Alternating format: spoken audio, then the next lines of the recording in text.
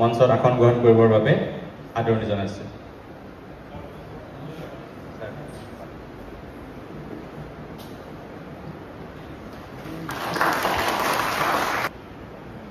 মঞ্চত আসন গ্ৰহণ কৰিবৰ বাবে আৰু আমাৰ গড়গাঁও মহাবিদ্যালয়ৰ সন্মানীয় অধ্যাপক অধ্যাপিকাসকল আৰু মৰমৰ ছাত্ৰ ছাত্ৰীসকল, আপোনালোক সকলোৱে জ্ঞাতই যে ছাত্ৰ ছাত্ৰীসকলৰ বাবে স্নাতকৰ ছাত্ৰ ছাত্ৰীসকলৰ বাবে আমি এই দীক্ষাৰম্ভ অনুষ্ঠানটি আৰম্ভ কৰিছোঁ। ইয়াতে আমাৰ অধ্যক্ষ মহোদয়কে প্ৰমুখ কৰি আমাৰ বিভাগৰ এই 2টা বছৰ কেনেদৰে আগবাঢ়িব লাগিব সেই সম্পৰ্কত অৱগত কৰিব।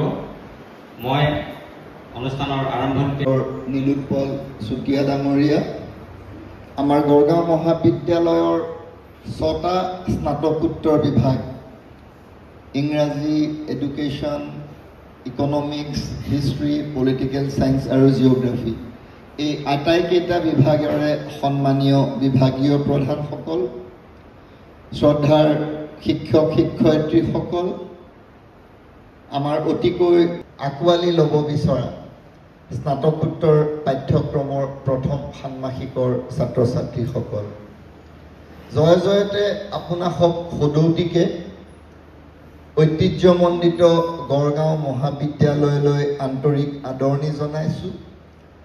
আৰু আমি আজিৰে পৰা আনুষ্ঠানিকভাৱে আপোনাসকলে নামভৰ্তি কৰাৰ লগে লগে আমাৰ বৃহত্তৰ গড়গাঁও মহাবিদ্যালয় পৰিয়ালৰ সদস্য হিচাপে স্বীকৃতি লাভ কৰিছে। আৰু আজি আনুষ্ঠানিকভাৱে আমাৰ সদৌতিকে, বিশেষকৈ আমাৰ নতুনকৈ নামভৰ্তি কৰা তেওঁলোকে তেওঁলোকৰ শৈক্ষিক জীৱনত এক নতুন যাত্ৰাৰ সূচনা কৰিছে, পাতনি মেলিছে। মই যিকেইটা কথা ক'ম কেৱল নতুন ছাত্ৰ ছাত্ৰীসকলেই নহয়, পুৰণা ছাত্ৰ ছাত্ৰী অৰ্থাৎ তৃতীয় ষান্মাসিকৰ ছাত্ৰ ছাত্ৰীসকলক উদ্দেশ্যিও ক'ব বিচাৰিছোঁ। কাৰণ এই সময়টো আমাৰ শৈক্ষিক জীৱন আৰু সামগ্ৰিকভাৱে আমি এই বৃহত্তৰ পৃথিৱীখনত, এই প্ৰত্যাহ্বানযুক্ত পৃথিৱীখনত নিজকে প্ৰতিষ্ঠা কৰাৰ বাবেও এক গুৰুত্বপূৰ্ণ সময়। এয়া আমি জীৱনৰ ৰূপান্তৰৰ এক সন্ধিক্ষণ বুলি ক'লেও হয়তো ভুল কৰা নহ'ব। আৰু তাৰ লগতে আৰু এটা কথা ক'ব খুজিছোঁ যে আমাৰ যিসকল ছাত্ৰ ছাত্ৰী বৰ্তমানে তৃতীয় ষান্মাসিকত অধ্যয়ন কৰি থকাই হওক বা আজিৰ তাৰিখত প্ৰথম ষান্মাসিকত নামভৰ্তি কৰি স্নাতকোত্তৰ পাঠ্যক্ৰমৰ ছাত্ৰ ছাত্ৰী হিচাপে পৰিগণিত হোৱাসকলেই হওক, আজিৰ তাৰিখত তোমালোক প্ৰাপ্তবয়স্ক হ'লা, তোমালোক পৰিপক্ক হ'লা। You have become adult and mature. আৰু যদি আমি তুলনামূলকভাৱে চাওঁ, আজিৰ তাৰিখত তোমালোকে এগৰাকী প্ৰশাসনিক বিষয়া বা যিকোনো ধৰণৰ গুৰুত্বপূৰ্ণ পদত নিযুক্তি লাভ কৰিব পৰাকৈ যিখিনি ন্যূনতম অৰ্হতা, সিমানখিনি ইতিমধ্যে তোমালোকে অৰ্জন কৰিছা। আজি যিকোনো ধৰণৰ কম্পিটিটিভ এক্সামিনেশ্যন, সেয়া UPSCয়ে হওক, APSCয়ে হওক বা অন্যান্য banking sector, railway sector, defence sector, insurance sector, যিমানবিলাক আমাৰ ছেক্টৰ আছে বা খণ্ড আছে, সেই খণ্ডবিলাকত নিজকে সংস্থাপিত কৰিবৰ উদ্দেশ্যে কৰ্মা সংস্থাপন নিযুক্তি লাভ কৰিব পৰাকৈ তোমালোকে যোগ্যতা অৰ্জন কৰিলা। শিক্ষক হ'ব পাৰা। আজিৰ তাৰিখত তোমালোকে নেট স্লেট পাছ নকৰাকৈ টেট পৰীক্ষা দি তোমালোকে হাইস্কুলৰ শিক্ষক বা ME স্কুলৰ শিক্ষক হিচাপে নিযুক্তি লাভ কৰাৰ কৈছোঁ যে আজিৰ তাৰিখত তোমালোক এগৰাকী প্ৰাপ্তবয়স্ক আৰু পৰিপক্ক ব্যক্তিলৈ ৰূপান্তৰিত হৈছে। তোমালোকে কিছুমান কথা নতুনকৈ চিন্তা কৰাৰ, নতুনকৈ বিশ্লেষণ কৰাৰ, নতুনকৈ অনুধাৱন কৰাৰ, হৃদয়ংগম কৰাৰ প্ৰয়োজনীয়তা আছে। মই সদায় এটা কথা কৈ আহিছোঁ, মই এগৰাকী যেনেদৰে শিক্ষক, সুদীৰ্ঘ ২৬ বছৰীয়া শিক্ষকতাৰ অভিজ্ঞতাৰে পৰিপুষ্ট কোনখিনি সুযোগ আছে, সেই সুযোগ আৰু সুবিধাখিনি আমি চিনাক্ত কৰিব লাগিব আৰু সময়ত মাৰি সেই সুযোগ আৰু সুবিধাৰ পূৰ্ণ সদ্ব্যৱহাৰ কৰাৰ বাবে আমি নিজকে প্ৰস্তুত কৰি তুলিব লাগিব। তাৰ কাৰণে আমি নিজাববীয়াকৈ অনুশীলন পৰিশীলন আমি কৰিব লাগিব। তাৰপিছত আহিলে চেলেঞ্জেছ। আমাৰ আমাৰ চেলেঞ্জেছ থাকিব, প্ৰত্যাহ্বান থাকিব, সমস্যা থাকিব, সীমাবদ্ধতা থাকিব। মই কৈছোঁৱেই আজিৰ তাৰিখত তোমালোক সমাজৰ একোগৰাকী প্ৰাপ্তবয়স্ক যোদ্ধা। এই যুদ্ধ কিহৰ কাৰণে? নিজক প্ৰতিষ্ঠাৰ কাৰণে। এই যুদ্ধ কিহৰ কাৰণে? এই অহেতুক প্ৰতিযোগিতা আৰু প্ৰতিদ্বন্দ্বিতাৰ মাজত নিজৰ শক্তি সামৰ্থ্যক প্ৰতিষ্ঠা কৰি নিজক সংস্থাপিত কৰিবৰ কাৰণে, নিজক প্ৰতিস্থাপিত কৰিবৰ কাৰণে আমাৰ এই যুদ্ধ, এই সংগ্ৰাম। গতিকে এই সংগ্ৰামত যিখিনি প্ৰত্যাহ্বান থাকিব, সমস্যা থাকিব, সীমাবদ্ধতা থাকিব, এইবিলাকক আমি আমাৰ সকলো শক্তি সামৰ্থ্যৰ কৰ্ষণেৰে এইবিলাকক আমি সম্ভাৱনালৈ ৰূপান্তৰিত কৰিব লাগিব। Problem should be converted into potentiality. পাঠ্যক্ৰমৰ ক্ষেত্ৰত কওঁ, আকাশ পাতাল পাৰ্থক্য স্নাতক আৰু স্নাতকোত্তৰ। তোমালোকে চিলেবাছ মতে পঢ়িবলৈ গ'লেও তোমালোকে ৰেফাৰেঞ্চ বুকত অধিক গুৰুত্ব দিব লাগিব। আজি স্নাতক পৰ্যায়লৈকে আমাৰ কি হৈ আছিল যে আমাৰ এখন পেপাৰত 5টা ইউনিট থাকে। বজাৰত ইংৰাজী মাধ্যমে হওক, অসমীয়া মাধ্যমে হওক, সেই 5টা ইউনিট সামৰি মানে প্ৰকাশিত গ্ৰন্থৰ সংখ্যা কম নহয়, উভৈ নদী হৈ থাকে। একদম সহায়িকাৰ নিচিনাকৈ সেই কিতাপবিলাক পঢ়িলে আমি গোটেই কোৰ্চটো পাওঁ। কিন্তু MA বা PGত সেয়া নহ'ব। তোমালোকে হয়তো এটা টপিকৰ কাৰণে বেলেগ বেলেগ কিতাপ তোমালোকে চাবলগীয়া হ'ব পাৰে। গতিকে তোমালোকৰ অধ্যয়নৰ যিটো পদ্ধতি, সেই অধ্যয়নৰ পদ্ধতিও সলনি কৰিব লাগিব।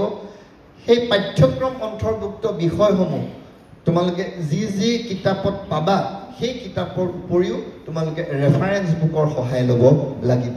অৰ্থাৎ তোমালোকৰ যিটো অধ্যয়নৰ পৰিসৰ, সেই অধ্যয়নৰ পৰিসৰ আৰু অধ্যয়নৰ পদ্ধতি দুয়োটাই সলনি কৰিব লাগিব। আজি আমি অনলাইনত 24/7 থাকোঁ। গতিকে হোৱাটছআপ, ফেচবুক, টুইটাৰৰ পৰা বা ইনষ্টাগ্ৰামৰ পৰা অলপ সময় আজৰি কৰি লৈ আমি অনলাইনতো বিভিন্ন ৰিচোৰ্চ বা উৎসৰ সমলৰ আমি সন্ধান কৰিব পাৰোঁ বা কৰা উচিত। আজি গোটেই অনলাইনত আমাৰ লাইব্ৰেৰীটো নিমন্ত্ৰণ কৰা হৈছিল নাই জানো, আমাৰ 35,000 text book and reference books আছে। মোৰ দেন 7,000 8,000 আমাৰ অনলাইন জাৰ্নেল আছে। নিজৰ বিভাগসমূহৰ নিজৰ টপিকসমূহত তোমালোকে সেই জাৰ্নেলসমূহত ৰিচাৰ্চ পেপাৰ চাৰ্চ কৰি ল'ব পাৰা। MA বা PGত তোমালোকে কিমান উৎকৃষ্টভাৱে উত্তৰটো লিখিছা তাত নম্বৰ পোৱাটো নিৰ্ভৰ কৰে। যে গড়গাঁও মহাবিদ্যালয় এখন বিশাল ৰিচোৰ্চফুল এখন কলেজ। তোমালোকে শৈক্ষিক তোমালোকে সমল পাবা, অনাশৈক্ষিক সমল পাবা, জীৱনৰ সমল পাবা, সকলো ইয়াত সমল পাবা। আৰু সেই সমলখিনি কেনেদৰে আমি যোগাত্মকভাৱে ইতিবাচকতাৰে আমি গ্ৰহণ কৰিছোঁ, তাৰ প্ৰয়োগ কৰিছোঁ আৰু ইয়াত আমি পাবলগীয়া সুযোগ আৰু সুবিধাখিনিৰ সৎব্যৱহাৰ কৰিছোঁ, তাৰ ওপৰত তোমালোকৰ জীৱন নিৰ্মাণ, জীৱন গঢ়াৰ সফলতা বা বিফলতা নিৰ্ভৰ কৰিব। তাৰ লগত আকৌ এবাৰ মই কৈছোঁ যে আমি সদায় সিপাৰে সম্পৃক্ত হৈ থাকিব লাগিব। আমি পিতৃ মাতৃ ঘৰখনৰে সম্পৃক্ত হৈ থাকিব লাগিব, শিক্ষানুষ্ঠান সহপাঠী শিক্ষকসকলৰে সম্পৃক্ত হৈ থাকিব আৰু বৃহত্তৰভাৱে আমি সমাজখনৰে সম্পৃক্ত হৈ থাকিব লাগিব। আমি আজিৰ তাৰিখত দায়বদ্ধ কৰাৰ বাবে আহ্বান জনাবৰ বাবে এইখিনি কথা কৈছোঁ। মই তেতিয়া মোৰ এই কথাখিনি সাৰ্থক হোৱা বুলি ভাবিম, কিঞ্চিত হ'লেও মই উপকৃত হোৱা বুলি ভাবিম যদি ছাত্ৰ ছাত্ৰীসকলে অলপমান % হ'লেও এই কথাখিনি অকণমান দকৈ গমি চাই, দকৈ ভাবি চাই। মই আকৌ কৈছোঁ যে আজিৰ তাৰিখত তোমালোক প্ৰাপ্তবয়স্ক আৰু পৰিপক্ক। গতিকে তোমালোকৰ জীৱনৰ প্ৰতি ধাৰণা, জীৱন নিৰ্মাণৰ প্ৰতি ধাৰণা, জীৱনৰ প্ৰতি দৃষ্টিভংগী অকণমান নতুন হ'ব লাগিব, সংস্কাৰকামী হ'ব লাগিব, প্ৰগতিবাদী হ'ব লাগিব আৰু সদায় অগ্ৰগামী যাত্ৰাত অগ্ৰসৰ হোৱাৰ এক মানসিকতা থাকিব লাগিব। আশা কৰিম এই গড়গাঁও মহাবিদ্যালয়ত, এই ঐতিহ্যমণ্ডিত গড়গাঁও মহাবিদ্যালয়ৰ বৰ্তমানটো তোমালোকে পুনৰবাৰ এক সমৃদ্ধিশালী কৰি গঢ়ি তুলিবা আৰু তাৰপিছত ইয়াৰ ভৱিষ্যত, তোমালোকৰ ভৱিষ্যত, সামগ্ৰিকভাৱে আমাৰ শিক্ষানুষ্ঠানখনৰ ভৱিষ্যত আৰু সমাজখনৰ ভৱিষ্যত তোমালোকে সমৃদ্ধিশালী কৰি তুলিব পাৰিবা। আৰু এই সমৃদ্ধিশালী কৰি তুলিবলৈ হ'লে তোমালোকক নিজকে সম্পদ হিচাপে প্ৰতিষ্ঠা কৰিব পাৰিব লাগিব। আৰু এইখিনি কথাৰ কাৰণে তোমালোকক অনাগত দিনবিলাকৰ কাৰণে অফুৰন্ত শুভকামনা যাচিছোঁ। আকৌ এবাৰ বৃহত্তৰ গড়গাঁও মহাবিদ্যালয় পৰিয়াললৈ তোমালোকক আন্তৰিক আদৰণি জনাইছোঁ। তোমালোকৰ জীৱনবোৰ ভাল হওক, সুখৰ হওক, মংগলময় হওক আৰু তোমালোকে বিচৰা ধৰণে হওক। আমাৰ আশা আকাংক্ষা, ঘৰখনৰ আশা আকাংক্ষা, ব্যক্তিগত আশা আকাংক্ষা আৰু আমাৰ যি ইনষ্টিটিউচনেল আশা আকাংক্ষা আছে সেয়া পূৰ্ণৰূপত বিকশিত হওক, পূৰ্ণৰূপত আলোকিত হওক, পূৰ্ণৰূপত প্ৰতিষ্ঠিত হওক। তাকেই কামনা কৰি পুনৰবাৰ সকলোলৈকে মৰম শুভকামনা, শিক্ষক শিক্ষয়িত্ৰীসকললৈ সন্মান শ্ৰদ্ধা জ্ঞাপন কৰি মোৰ বক্তব্যৰ সামৰণি মাৰিছোঁ। ধন্যবাদ। সকলক উদ্দেশ্য কৰি দুআষাৰ প্ৰদান কৰিবৰ বাবে গড়গাঁও মহাবিদ্যালয়ৰ উপাধ্যক্ষ শ্ৰীযুত দিগন্ত কোঁৱৰ ছাৰক আহ্বান জনাইছোঁ। বিদ্যালয়ৰ সন্মানীয় অধ্যক্ষ মহোদয় প্ৰমুখ্যে ছটা আমাৰ স্নাতকোত্তৰ বিভাগৰ মুৰব্বীসকল জনাইছোঁ, ধন্যবাদ দিছোঁ। কাৰণ আমাৰ মহাবিদ্যালয়খন তেওঁলোকে নিৰ্বাচিত কৰিলে। হয়তো ইয়াৰ পৰা বহুত দূৰৰ পৰা অহা ছাত্ৰ ছাত্ৰী আছে আৰু তেওঁলোকে এই 2 বছৰ গড়গাঁও মহাবিদ্যালয়ত তেওঁলোকৰ জীৱনৰ এটা গুৰুত্বপূৰ্ণ সময় অতিক্ৰম কৰি তেওঁলোকৰ ভৱিষ্যত যি পৰিকল্পনা পাৰিব বুলি মই আশা ৰাখিছোঁ, মোৰ দৃঢ় বিশ্বাসী। এতিয়া এটা কথা হয় যে আজি যি স্নাতকোত্তৰ মহলাত অধ্যয়ন কৰিবলৈ যিসকল ছাত্ৰ ছাত্ৰী আহিছে, মই এটা মোৰ শিক্ষক হিচাপে মই যিখিনি অবজাৰ্ভেশ্যন মোৰ এটা মই কেইটামান কথা চাওঁ।